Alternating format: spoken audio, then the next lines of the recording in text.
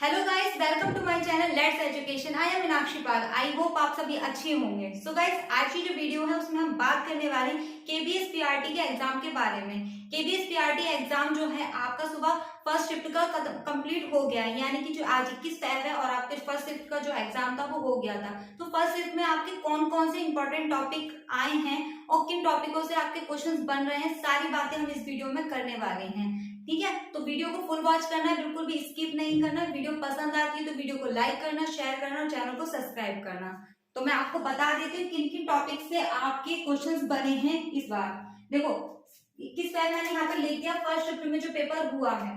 सबसे पहले बात करेंगे पेडागोजी, क्योंकि पेडागोजी आपकी 60 नंबर की आ रही है। तो कौन कौन से टॉपिक आए हैं इसे ध्यान से आप लोग समझ लेना। देखो, आरटीई से क्वेश्चन आया है, राइट टू एजुकेशन से आपको क्वेश्चन आया है, एनईपी से क्वेश्चन आया है, एनसीएफ से क्वेश्चन बने हैं, आपके नेशनल करिकुलम फ्रेमवर्क से आपके क्वेश्चन बने हैं, प्याजे से, बायोडस्की से, टीचिंग मेथड आपसे पूछे गए हैं और आपसे पूछा गया है ईसीसी के बारे में भी आपसे पूछा गया है। तो ये थे कुछ इंपॉर्टेंट टॉपिक जो पेडागोजी में आपसे पूछे गए हैं। मैंने अभी एक वीडियो भी डाली थी सुबह मॉर्निंग के टाइम में, तब भी मैंने आपको यही बताया था कि आरटी और एनसीएफ से और एनईपी से बहुत इंपॉर्टेंट टॉपिक आपके बनने वाले हैं पेडागोजी में। तो बिल्कुल आपका क्या है, टीचिंग मैट्रिक पर ही बेस जो है सारे क्वेश्चन बन रहे हैं। प्याजे बायोडस्की से 2 क्वेश्चन देखने को मिले हैं। अब बात कर लेते हैं ईवीएस की। ईवीएस में आपकी चांगपा जनजाति यानी कि जो सीटेट का आपका सिलेबस है उससे भी कुछ क्वेश्चन आपको देखने को मिले हैं। खेजड़े के पेड़, खेजड़े के पेड़ कहाँ पाए जाते हैं? राजस्थान में पाए जाते हैं ना। अमृता बिश्नोई की जो कहानी से जुड़ी हुई है, जो हमने सीटेट में पढ़ी थी, उससे भी क्वेश्चन बना है। ट्रेन संबंधी प्रश्न आए हैं आपके। ट्रेन संबंधी प्रश्न वही जो आते हैं, किलोमीटर की दूरी दी जाती है उसमें और आपसे समय या स्पीड उसमें पूछ लिया जाता है, उससे रिलेटेड एक क्वेश्चन देखने को मिला था। ओजोन लेयर आपसे पूछी गई है, ओजोन लेयर कितनी होती है, इसकी डिस्टेंस वो पूछा गया था। विटामिन पूछे गए हैं, फूड से क्वेश्चन था, खाने से रिलेटेड जितने भी क्वेश्चन होते हैं डाइजेशन वगैरह से एनसीईआरटी बेस पे क्वेश्चन आपसे पूछे गए थे। बात कर लेते हैं आप थोड़ी सी स्लॉथ। स्लॉथ हमने सीटेट में बहुत पढ़ा था, है ना। तो स्लॉथ से भी आपसे केबीएस में क्वेश्चन पूछा गया है। उसी के साथ साथ हाथी की जो विशेषताएं आपने पढ़ी होंगी सीटेट में, उससे भी क्वेश्चन पूछा गया था। महासागर पूछे गए हैं। 6 की पूरी एनसीईआरटी आपकी आई है।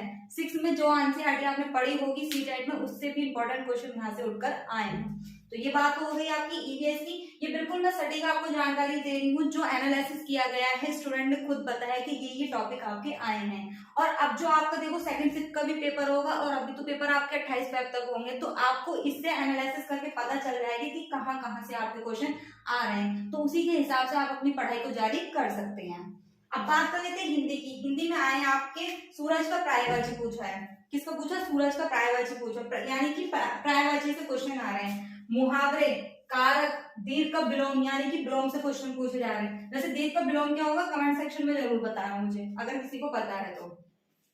विशेषण से संगत असंगत, संगत असंगत वाले क्वेश्चन होते हैं जो मिलते हैं, कहते हैं ना 3 में से मतलब 4 ऑप्शन आपको दिए जाएंगे, जो मिलता है उस आंसर से वही उसका आंसर हो जाएगा, है ना।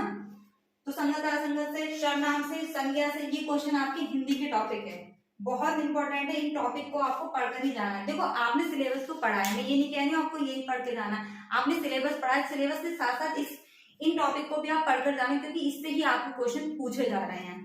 अब बात हो गई आपकी हिंदी की। बात कर लेते हैं मैथ की। तो मैथ की क्या है, केंद्रक से क्वेश्चन आया था, मेंसुरेशन से क्वेश्चन आए, दशमलव से क्वेश्चन आए, आयत, क्षेत्रफल, कुछ स्टूडेंट ने बताया था क्यूब, क्यूबॉइड से भी आपको क्वेश्चन देखने को मिले हैं।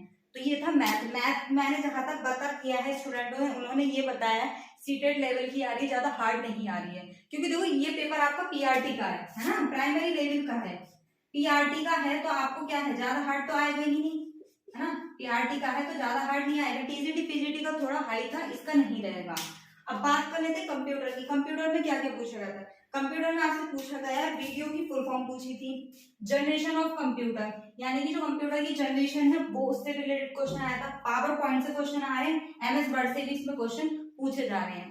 पूछे वही क्वेश्चन जा रहे हैं जो आपके काम है केंद्रीय विद्यालय में, ऐसे ही नहीं है कि बिल्कुल ही ज्यादा डीप पूछे जा रहे हैं, छोटे छोटे हैं क्वेश्चन, वो आपसे पूछे जा रहे हैं।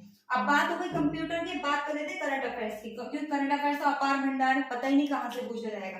जब स्टूडेंटों से पता किया गया तब उन्होंने बताया कि आपके अवार्ड से क्वेश्चन आ रहे हैं, जो अवार्ड अभी पुरस्कार दिए गए हैं उससे रिलेटेड क्वेश्चन है। स्टेट की लैंग्वेज पूछी गई थी, किसी ने बताया था कि तमिलनाडु की भाषा कौन सी है, वो भी पूछी गई थी, जैसे कि आपने सीटेट में भी भाषाएं पढ़ी होंगी।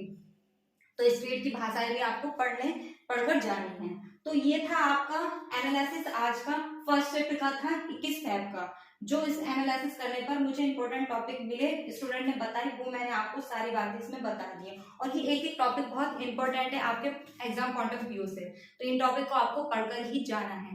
तो ये थी आज की वीडियो पसंद आई तो वीडियो को लाइक करना, शेयर करना, चैनल को सब्सक्राइब करना और बेल आइकन को हिट कर देना, ताकि कोई भी केवीएस से अपडेट आए तो मैं आपको नोटिफिकेशन मिल जाए। मैं केवीएस से रिलेटेड आपके पास में हर इन्फॉर्मेशन लाती रहूंगी, इसलिए चैनल को सब्सक्राइब करना। तो आज की वीडियो के लिए थैंक यू सो मच।